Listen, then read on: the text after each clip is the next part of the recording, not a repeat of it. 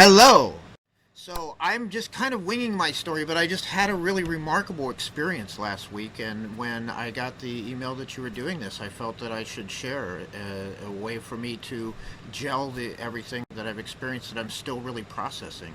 To give a little backstory that really kind of gives some lead into what connected me to my experience last week. In 2002, I had an exhibit called Empathy from the Empire at the Empire State Building in the main lobby there. And it was an exhibit of stories, really, that I never felt the exhibit was over when the schedule was done. I felt that these stories continue to grow and loop back on the building in interesting ways even. I also, in belief in the lyrics of the song Love Train by the OJs, who are from Canton, Ohio, my home city, we actually started the Love Train in 2009. And circumstances, unfortunately, we did 3 years of events, and in the third year, the railroad actually had a engine derail the morning after we did an event at the Rock and Roll Hall of Fame, which was very strange and surreal for me, and led to a domino effect that led to an abandoned train station we have here now. We also have a garden in Nimisila Park, which is the oldest park in Canton, that was planted by a group of kids from Northern Ireland, the Ulster Project. And in Northern Ireland, these kids might live next door to each other and not know each other because of religious divide. And so they would come here in July every year, and they would meet on common ground. And instead of being divided, they would share experiences and service projects and go to amusement parks together and things and make friends and then take that piece home. So while they were here in 2010, they planted a garden in the shape of an infinity symbol to represent infinite peace. And interestingly enough, the bench came up missing in this garden, and the park board was dictating to us that we had to spend $900 for some certain kind of standardized bench that they wanted to put throughout all the parks, which really wasn't what we needed. They actually refused a donated bench, and I actually challenged them over this for 5 years before the mayor took a walk in the park with me and said any bench is better than no bench, and actually came out and physically helped us replant that garden in 2018. We didn't expect it, but we planted some just random sunflower seeds in the garden that year, and one of them grew to what I call a sunflower tower, where most sunflowers have a bloom at the top that faces the sun. This sunflower was 11 foot tall and had blooms from bottom to top facing in every direction. So it just really kind of inspired me, being the garden of infinite peace that it grew in, that it had blooms facing in every direction, to spread the seeds of infinite peace in every direction. So we've literally, over the last few seasons, been spreading these seeds around the world and making some really profound connections. So I don't know if everybody has seen the movie Patch Adams with Robin Williams. Okay, and does everybody understand that that was inspired by a real doctor named Patch Adams, Hunter Patch Adams? I read his book Gesundheit years ago after seeing the movie, and always felt a connection, and that we really kind of had a common vision. The vision of the Love Train is ultimately to have a train that's traveling from community to community, engaging communities in what I call rapid transformation, and having all these things aboard that can help communities, like maybe Habitat for Humanity and gardeners to help with urban gardening and artists to help with collaborative murals, and maybe having a medical car and a dental car providing free health care.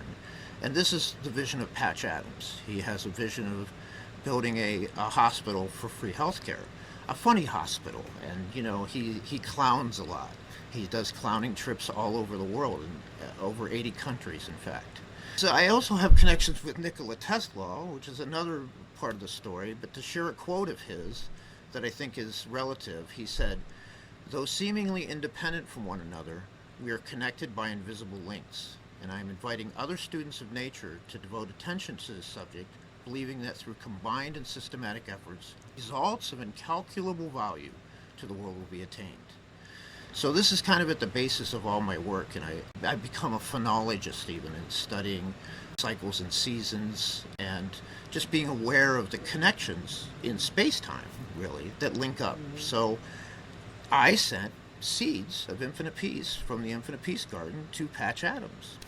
And on my way to the Tesla Science Center for his birthday expo earlier in the month, now I was driving for 8 hours and slept for a couple hours in a rest area even, just to be aware of timing, because then I actually stopped at the New Jersey Welcome Center, which is this, rest area there. But there was a bench there that I shared with my grandmother, who was 97 when she passed. But on my way to show her my empathy from the Empire exhibit at the Empire State Building 21 years ago, we stopped at this rest area and sat on this bench together. So I was like, I have to sit on that bench.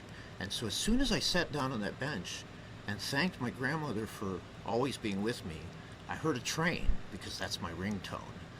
And I pull my phone out, and it's a strange number. And I answer it, and I'm looking for John Stone. Who's calling? Patch Adams. I'm like, oh my gosh, that you would call right now. I was driving for 8 hours. You could have called at any moment. I might have missed this call. But as soon as I sit on this bench, Patch Adams calls me. He says, you sent me some seeds. I said, yes, I did. And we had this amazing conversation sitting on this bench.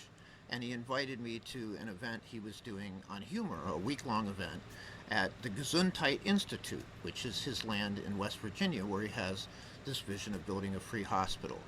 And they live communally on this land. And so, we need less money when we're really sharing our talents and human resources. So I did go to this event, spent a lot of time talking with Patch on the porch and in campfire chats, clowning with him in a nursing home, which is why I'm wearing my nose today, and a school, and it was just an incredible experience, one of the most remarkable experiences that I've ever had in my life. And they have an unfinished building there that is meant to be a free clinic and teaching center. And they've told me they need like $3 to $4 million to finish that. And I don't think that's a big number, considering I live in Canton, where the Football Hall of Fame just spent over $800 million to expand Football Village, and we spent $12.5 million on Centennial Plaza downtown. So for free health care, I want to actually help them achieve this goal by crowdsourcing. I'm very passionate about that. And, I'll tell you that the experience of clowning with him was just, so enlightening, to be in a nursing home and to touch people that, may have not really been touched. There was a gentleman that was sitting alone at a table in a wheelchair, and we had a beach balls, and I started throwing one back and forth to Patch and this other lady, and I saw him sitting, and I threw it to him. And it just took him out of that bubble of loneliness, and we just played like beach ball ping pong across the table for quite some time. And the ball would fall off one side or the other, and I'd go, you got a point, I got a point. And then finally, you win!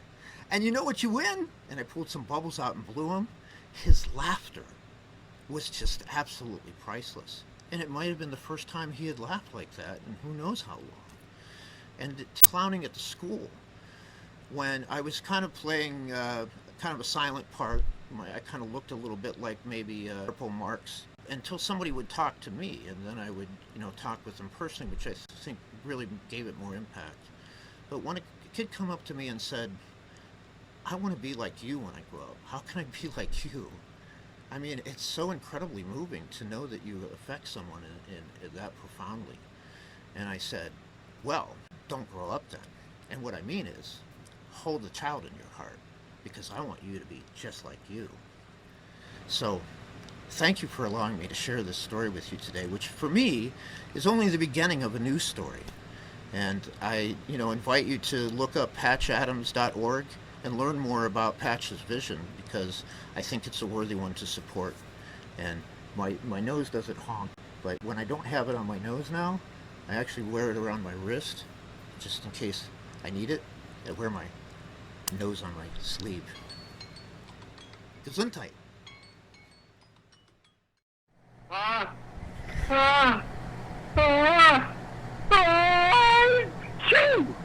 Gesundheit Institute here. You blow 'em, we'll wipe 'em.